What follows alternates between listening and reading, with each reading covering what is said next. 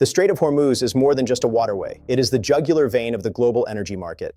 Right now, that vein is under extreme pressure as tensions between Iran and Israel reach a boiling point. Military strikes and retaliatory threats have turned these waters into a high-stakes military theater. Following threats from the Revolutionary Guard, daily transits have collapsed by 80%.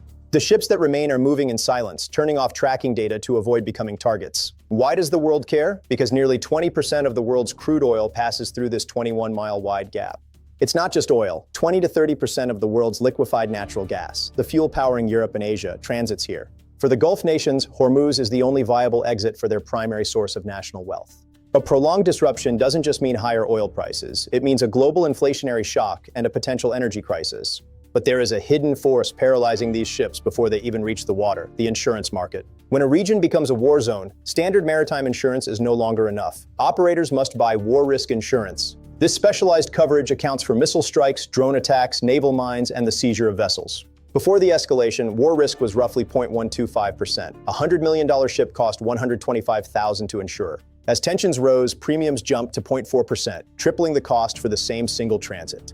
In some extreme cases, premiums have exploded by over 1,000% as risk models turned red. For a $250 million oil tanker, insurance can now reach $7.5 million for a single trip. Why is it so expensive? Because insurers use cold, hard probability. And right now, the probability of an attack is high. The threats are multifaceted. Iranian missile systems capable of striking any tanker in the narrow strait.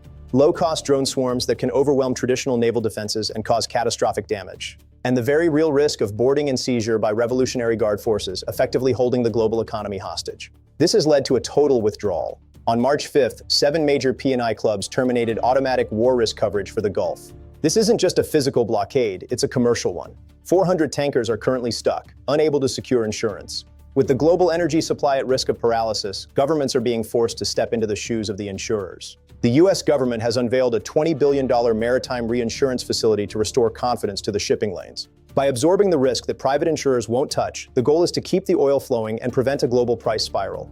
But it's not just financial. The U.S. Navy is preparing to provide direct escorts through the strait, combining cash with firepower. There are limits. Critics point out that this reinsurance mainly covers ships with U.S. interests, leaving much of the global fleet stranded.